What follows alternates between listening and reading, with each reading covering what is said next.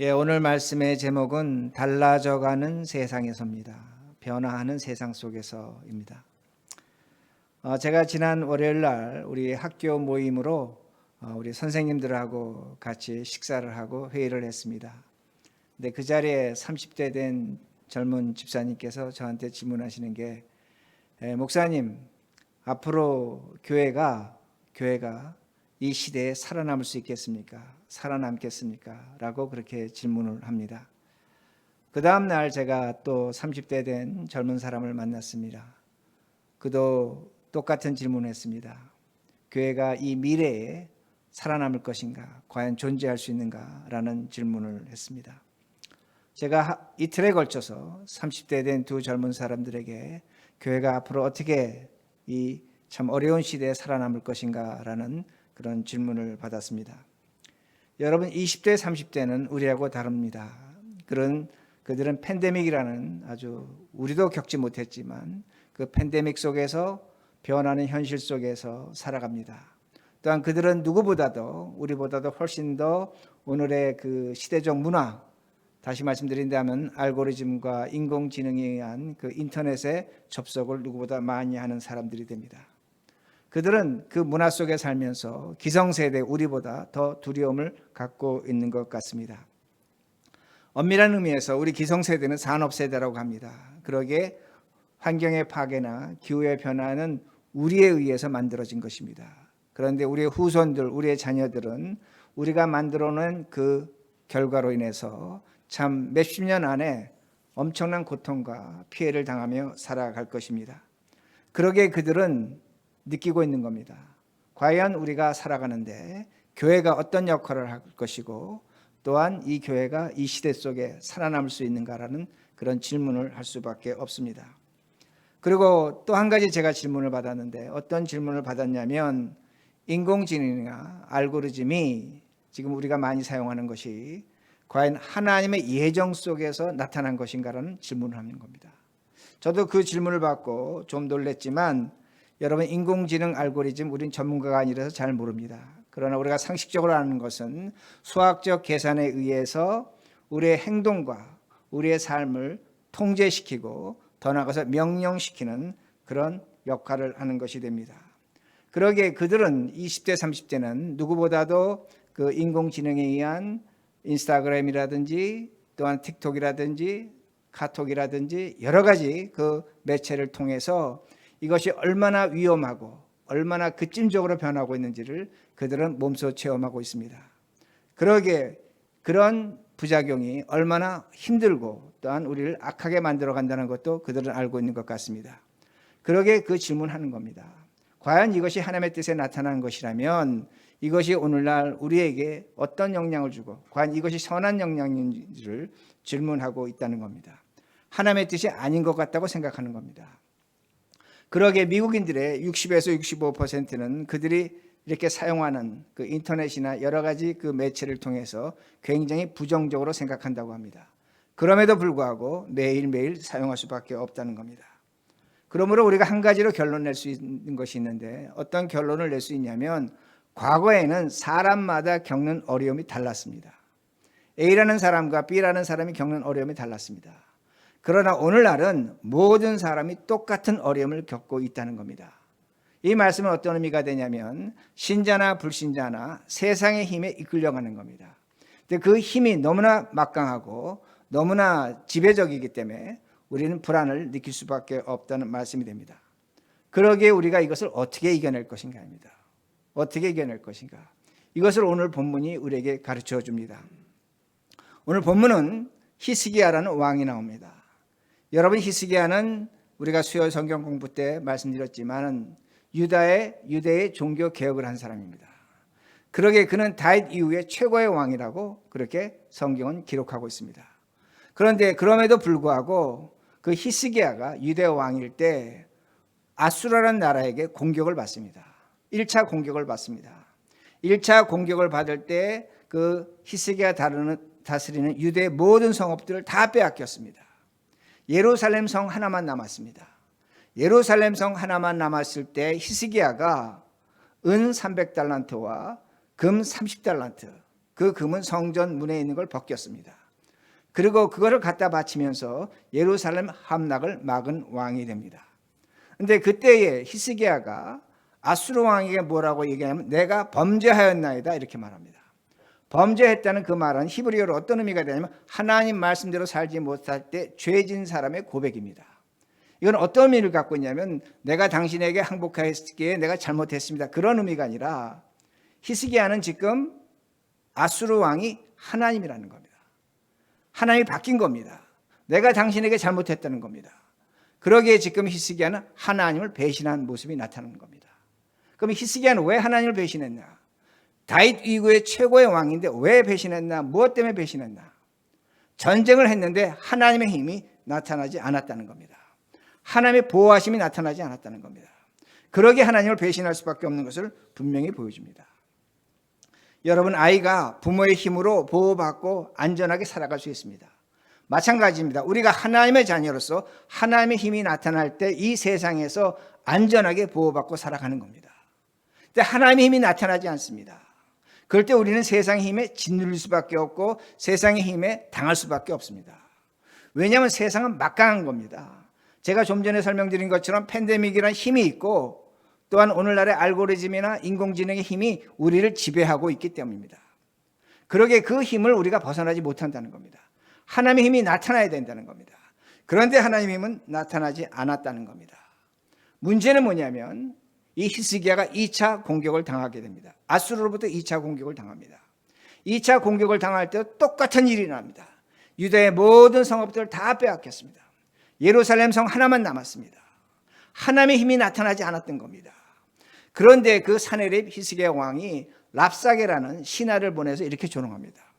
어떻게 조롱하냐면 하나님의 힘과 아수르가 믿는 신의 힘을 비교하는 겁니다.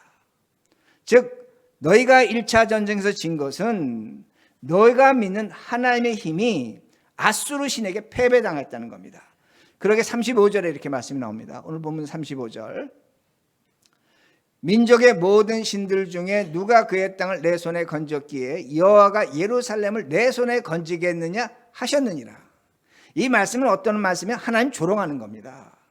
여러분, 당시에는 나라와 나라의 전쟁이 군인과 군인의 전쟁으로 나타나지만 그들은 어떤 생각을 하고 싸웠냐면 아수르의 신과 유대의 하나님의 신이 싸웠다고 생각하는 겁니다. 그러기에 하나님의 신이 패배를 한 겁니다. 하나님이 패배를 당한 겁니다. 아수르의 신이 힘이 강한 겁니다. 그러게 조롱하는 겁니다. 너희 하나님이, 너희가 믿는 하나님 그 여호와가 아수르에게 패배당했다고 말하는 겁니다. 하나님을 이기고 있다는 겁니다. 누가? 아수르가. 이건 마찬가지입니다. 오늘도 우리가 믿는 자로 살아가지만 세상에서 하나님의 힘이 나타나지 않습니다. 어떤 면에서 때로 우리는 의심하는 게 뭐냐면 하나님이 세상의 힘에 의해서 패배당하고 있다고 생각할지도 모릅니다. 여러분, 한 가지가 뭡니까? 여러분 신문 보셔야 아시겠지만 미국에서 지난 1월 달에서 10월 달까지 약 4천만 명이 퇴직을 했습니다. 회사를 간뒀습니다. 무엇 때문에 간뒀는가? 가정과 직장의 구분이 없어졌다는 겁니다. 과거엔 직장에 가서 일하고 집에 와서 쉬었습니다. 가정이 힘을 주는 곳이었습니다. 그런데 이 가정이 직장이 되면서 집에서 오히려 과로를 합니다. 일을 더 합니다. 지쳐버린 겁니다. 정신적으로 육체적으로 지쳐버린 겁니다. 그러기에 그 가정에서 지쳐버린 사람들이 직장을 관두는 겁니다. 이런 세상에 살고 있는 겁니다. 하나님을 믿지만 하나님의 힘이 우리에게 나타나고 있는가? 나타나지 않습니다. 오늘날 교회도 마찬가지입니다. 기독교 여론조사 바나 리서치는 지난 1년 동안 2021년 동안 목회자들을 조사했습니다. 목회자 10명 중에 4명은 지난 2021년 동안 중에 목회를 포기하려고 했습니다. 더 심각한 건 뭐냐면 다음 세대 목회를 받아야 할 45세 이하의 목사들은 반이 목회를 포기하려고 했다는 겁니다. 나이가 내려갈수록 목회를 하지 않겠다는 겁니다. 목회자가 사라지고 있는 겁니다. 목회자가 사라지면 교회도 사라집니다. 또한 많은 목회자들이 목회나 가정이나 건강에서 재정에서 행복을 느끼지 못합니다. 70%가 그렇습니다. 여러분, 목회자에게 이런 일이 나타나는 겁니다. 마찬가지입니다. 여러분도 지금 최선을 다하면서, 목회자도 최선을 다하면서 세상에서 발버둥 치며 살아가는 겁니다. 그런데 하나님의 힘이 나타나지 않는 겁니다. 하나님의 힘이 나타나지 않으니까 포기하는 겁니다. 직장을 포기하고 목회를 포기하고 있다는 겁니다. 그러기에 우리는 정신적으로 지쳐가는 겁니다. 육체적으로 지쳐가는 것입니다. 그러나 우리가 하나님이 없다고 할 수는 없습니다. 우리 각자가 모두 이 자리에 앉아 있는 것은 신앙생활하면서 하나님의 힘을 경험한 적이 있기 때문입니다. 분명히 있었습니다.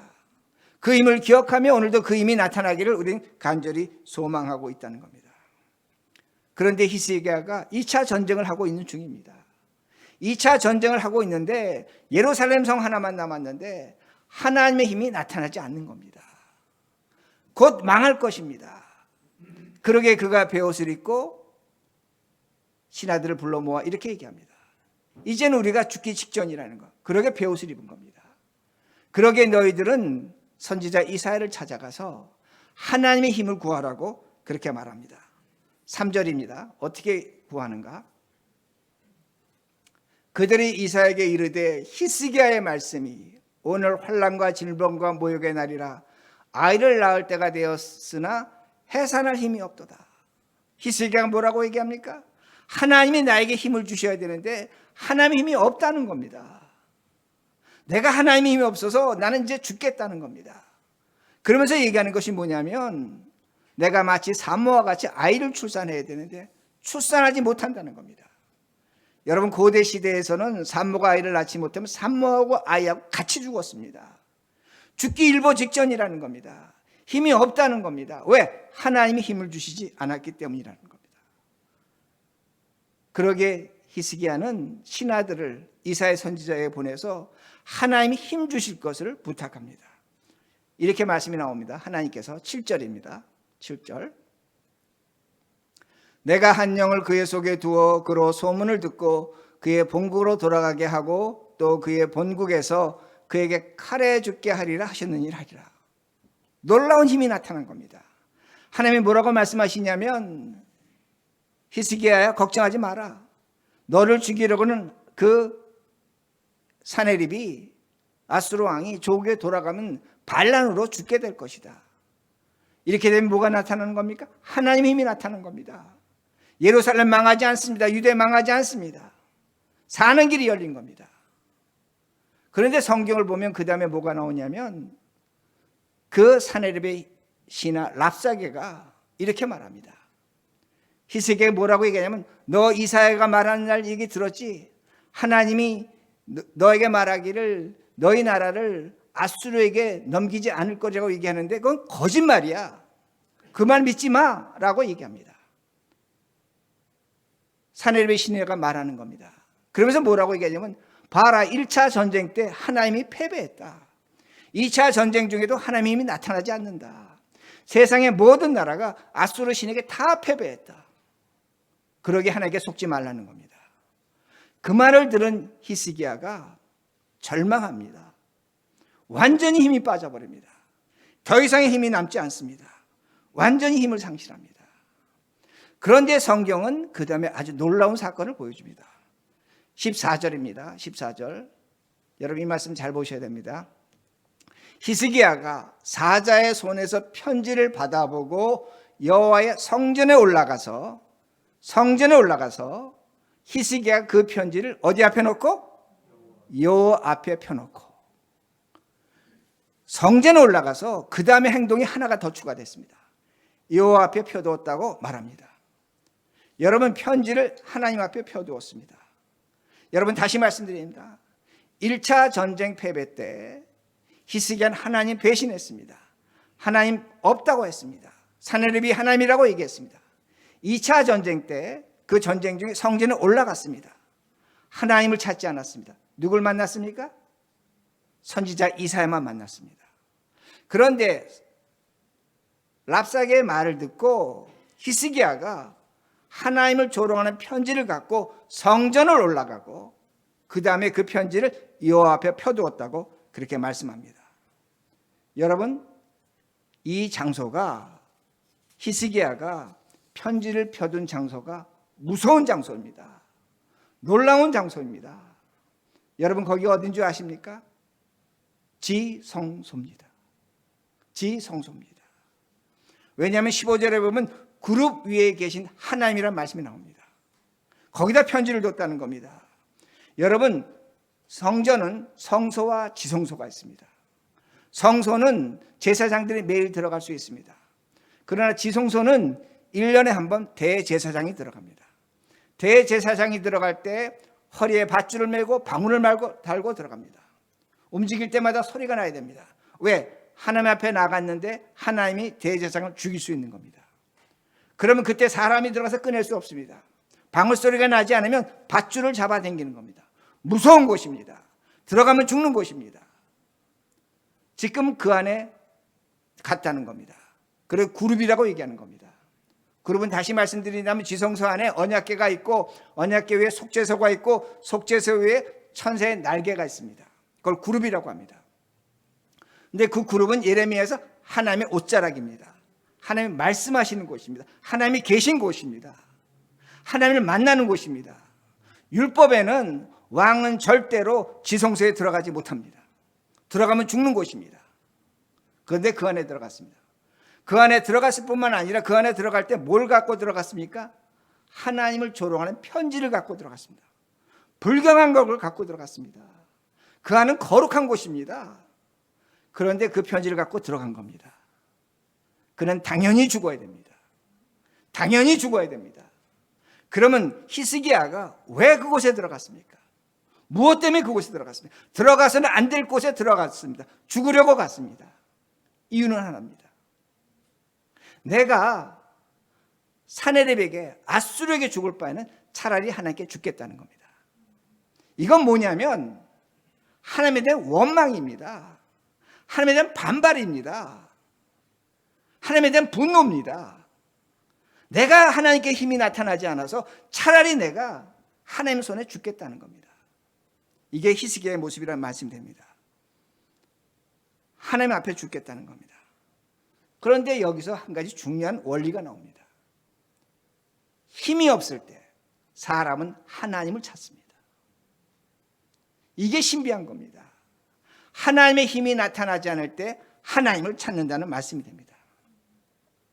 여러분 군대 가면 총을 쏠 때 조교가 말합니다. 힘주지 말라고 말합니다. 사고 난다고 말합니다. 유격 훈련 받을 때 힘주면 사고 난다고 말합니다. 힘을 빼라고 얘기합니다. 힘이 없어야 산다는 겁니다. 여러분 교통사고 날 때도 잠자는 사람은 안 다칩니다. 깨어있는 사람이 다칩니다. 교통사고 날 때 힘을 주기 때문입니다. 잠자는 사람은 힘을 주지 않습니다. 모든 운동의 법칙이 뭡니까? 힘 빼라는 겁니다. 수영할 때 힘 빼라는 겁니다. 그래야 몸이 뜬다고 얘기합니다. 힘을 주면 근육이 긴장하는 겁니다. 그것으로 오히려 부상하는 겁니다. 하나님은 우리에게 뭘 요구하시냐면 신앙생활할 때 물론 힘도 주십니다. 힘도 주시지만 하나님이 우리에게 더 큰 은혜는 뭐냐면 힘을 빼시는 겁니다. 힘을 제거하시는 겁니다. 왜냐하면 그때 하나님을 찾기 때문입니다. 그러게 우리의 신앙의 선배들은 힘이 빠졌을 때 고난을 당합니다. 고난을 당하지만 다윗은 시편에서 고난이 나에게 유익이라고 말합니다.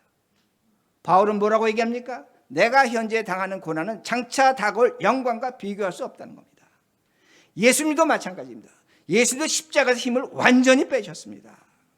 십자가에 달려서 물과 피를 흘리셨습니다. 완전히 힘을 뺐다는 겁니다. 그 힘을 뺐을 때 예수님은 나는 다 이루었노라고 말씀하시는 겁니다. 오늘날 우리 신자들의 문제는 뭐냐면 하나님께 나와서 힘을 얻겠다는 겁니다.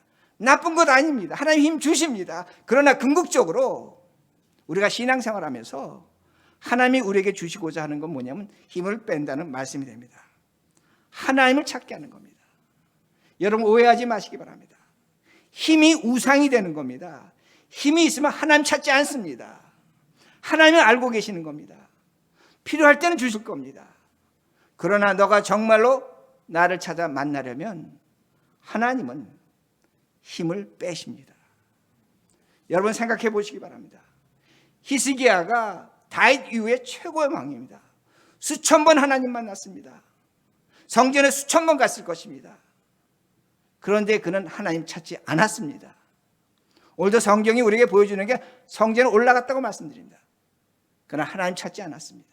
여러분도 마찬가지입니다. 2021년 55번의 주일 예배 드렸습니다. 어떤 마음으로 나오셨습니까? 우리에게 하나님의 힘이 필요하죠. 그것 때문에 나오셨습니까? 하나님은 걱정하시는 겁니다. 그 힘이 너에게 우상이 될 수 있다는 겁니다. 내가 원하는 것은 너하고 나하고 만나자는 겁니다. 나를 찾으라는 겁니다. 이게 하나님이 원하신다는 말씀이 됩니다. 그러기에 우리가 2021년의 예배를 깊이 반성해야 합니다. 내가 하나님의 힘을 찾았는지, 하나님을 만났는지 하나님께서 오늘 우리에게 질문하시는 겁니다. 그럼 하나님을 만날 때 우리가 하나님의 힘으로 나갑니까? 거룩하게 아름답게 힘있게 나갑니까? 오늘 히스기야의 모습 보시기 바랍니다. 그는 반발했습니다. 원망했습니다. 불경한 편지를 갖고 갔습니다. 하나님이 그걸 원하시는 겁니다. 나를 만날 때 솔직하게 나오라는 겁니다. 있는 모습 그대로 나오라는 겁니다. 원망과 불만과 아픔과 너가 어떤 마음을 갖고 있더라도 나를 찾아오라는 겁니다. 그 사내립의 불경한 편지 갖고 왔음에도 불구하고 하나님은 히스기야 죽이지 않으셨습니다. 하나님은 그 히스기야를 들어와서는 안 될 곳에 들어왔지만 죽이지 않으셨다는 겁니다. 왜 그런가입니다. 우리 하나님 예수 그리스도는 가장 거룩하신 분이 가장 낮고 추한 인간의 모습으로 오셨습니다. 여러분, 하나님이 사람이 되셨다는 것은 신학적으로 세큘라제이션이라고 합니다. 세속화됐다는 겁니다. 우리와 같이 똑같은 모습으로 오셨다는 겁니다. 그것을 예수 그리스도 하나님이라고 우리는 믿고 있다는 겁니다. 그러면 하나님을 찾으면 무엇이 나타나는 겁니다. 놀라운 것은 내가 정말로 하나님을 만난다면 신앙 고백이 나타납니다. 하나님이 누구신지를 안다는 겁니다. 15절입니다. 15절. 그 앞에서 히스기야가 기도하여 이르되 그룹들 위에 계신 이스라엘 하나님 여호와 주는 천하 만국의 홀로 하나님이시라 주께서 천지를 만드셨나이다. 참 이상하죠. 성경이 정말로 신비합니다. 하나님의 힘이 나타나서 원망과 절망으로 나갔는데 그 앞에 섰더니 무슨 기도가 나오냐면 하나님 우주 만물의 창조주라는 겁니다. 힘을 구했는데 힘이 아닙니다. 분노하며 나갔는데 하나님께서 그에게 가르쳐 주신 것이 뭐냐면 나는 누구냐? 하나님 중에 하나님이라는 겁니다. 창조주 하나님이라고 말씀하십니다. 그리고 하나님께서 가르쳐 주십니다. 너가 그렇게 두려워하고 무서워하는 아수르의 신이 무엇인지를 가르쳐 줍니다. 18절입니다. 18절. 또 그들의 신들을 불에 던져 싸우니 이는 그들의 신이 아니요 사람의 손으로 만든 것 곧 나무와 돌뿐이므로 멸하였나이다. 얼마나 놀랍습니까? 그것이 그렇게 무서워서 은 300, 금 30달란트 갖다 바쳤는데 알고 보니까 하나님 앞에 나가다 보니까 나무와 돌이라는 겁니다. 무가치하다는 겁니다. 내가 불에 던져버리면 타버릴 것이라는 겁니다. 얼마나 허망합니까? 그렇게 무서워하고 그렇게 두려워했던 그 세상의 힘이 나무와 돌이라고 그렇게 말하고 있습니다. 이게 하나님입니다. 여러분, 하나님을 만나면 문제는 해결되는 겁니다. 힘이 아니라는 겁니다. 제가 그날 만난 중에 한 분이 저에게 이렇게 질문합니다. 목사님, 기독교가 세상의 문화를 이길 수 있겠습니까? 이건 뒤집어 말하면 예수 그리스도가 세상과 싸워 이기겠느냐입니다. 제가 뭐라고 대답했냐면 제가 이렇게 대답했습니다. 오늘날 세상의 문화는 종교 문화입니다. 여러분, 중동의 문화는 이슬람 문화입니다. 동양의 문화는 불교와 유교 문화입니다. 여러분, 서양 문화, 유럽 문화와 미국 문화는 기독교 문화입니다. 종교 문화입니다. 그런데 이 종교는 뭐냐? 사람을 중요시한다는 겁니다. 사람에게 가치관을 둔다는 겁니다. 근데 문제는 뭐냐면 오늘날의 새로운 문화, 알고리즘과 인공지능의 문화는 이익을 창출하는 문화입니다. 사람에 대한 관심이 없습니다. 그러게 제가 그분에게 그렇게 말했습니다. 이 문화는 우리를 지배하고 통제할 것입니다. 그러게 절망스럽습니다. 그러면 하나님이 이기는가입니다. 하나님이 이겨냅니다. 왜 이겨내는가 합니다. 제가 다시 이렇게 설명합니다. 여러분, 오늘날 산업 구조를 보면 현실 세계 산업이 있습니다. 농업, 공업, 자동차 산업, 임업, 옷 만드는 거 수많은 산업이 있습니다. 이걸 현실 세계 산업이라고 합니다. 제가 가정한 겁니다. 또한 가상 세계 산업이 있습니다. 뭡니까? 인터넷을 이용한 아마존이나 구글이나 페이스북이나 인스타그램이나 수없는 그런 기업들이 있습니다. 오늘날 누가 돈 더 잘 법니까? 누가 더 큰 수익을 창출하고 있습니까? 놀랍게도 가상 세계입니다. 지금 여러분 세상은 현실 세계에서 가상 세계로 넘어가는 중입니다. 문화도 우리가 갖고 있는 문화도 현실 문화에서 가상 세계 문화로 넘어가고 있습니다. 왜? 그곳에서 더 많은 수입과 돈이 나타나고 있기 때문입니다. 그러면 우리가 이걸 어떻게 이겨냅니까? 간단합니다. 간단합니다. 하나님에 대한 신앙 고백하시기 바랍니다. 하나님을 찾아가시기 바랍니다. 하나님을 찾으시기 바랍니다. 그러면 우리는 알게 됩니다. 저것은 나무와 돌이라는 겁니다. 알고리즘이, 인터넷이, 이 세상에 있는 그런 전자매체들이 힘을 갖고 수많은 이익을 창출하는 것 같지만 돌이라는 걸 알게 됩니다. 그럼 하나님에 대한 신앙 고백이 뭡니까? 하나님 우주 만물에 창조하셨습니다. 그걸 매일매일 주문처럼 외우는 겁니까? 그것 아닙니다. 오늘 기도해 주셨습니다. 하나님에 대한 신앙 고백이 하면 반드시 나타납니다. 하나님은 사랑이십니다. 아멘.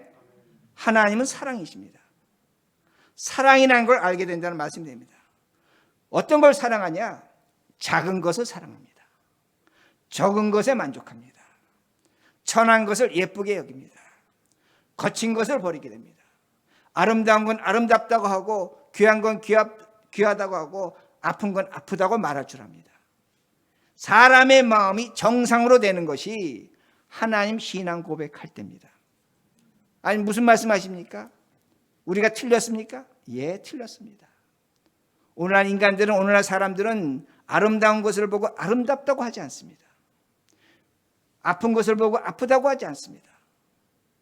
모두가 사랑을 잊어버렸기 때문이라는 말씀입니다.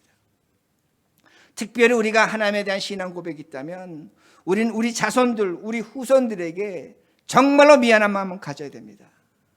우리로 인해서 우리 자손들이, 후손들이 몇십 년에는 엄청난 고통과 피해를 당할 것입니다. 그 마음을 가지셔야 됩니다. 이런 사랑이 있어야 된다는 말씀입니다. 우리가 하나님에 대한 신앙 고백하면 누군가를 사랑할 사람이 있다는 것에 대해서 정말로 감사합니다. 사랑할 사람이 있다는 것에 감사합니다. 과거엔 사랑하지 못했지만 지금은 그 사람 사랑할 수 있게 된다는 겁니다.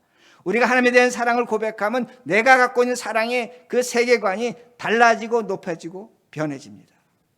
이게 하나님의 사랑이란 말씀입니다. 이 사랑을 하면 하나님이 만드신 피조물이 피조 물건이 아닙니다.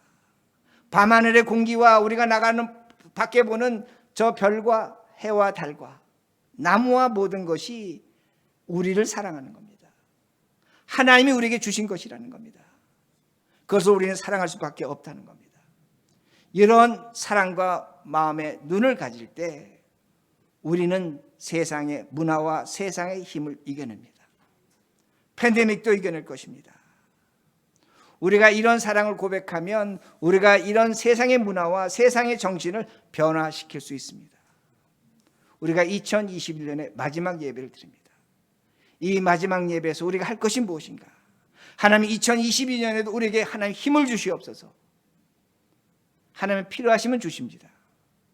그러나 오늘 우리가 진정으로 찾아야 할 것은 내가 하나님 예수 그리스도를 찾고 만나고 있는가를 돌아보셔야 됩니다. 그 예수님을 찾으시기 바랍니다.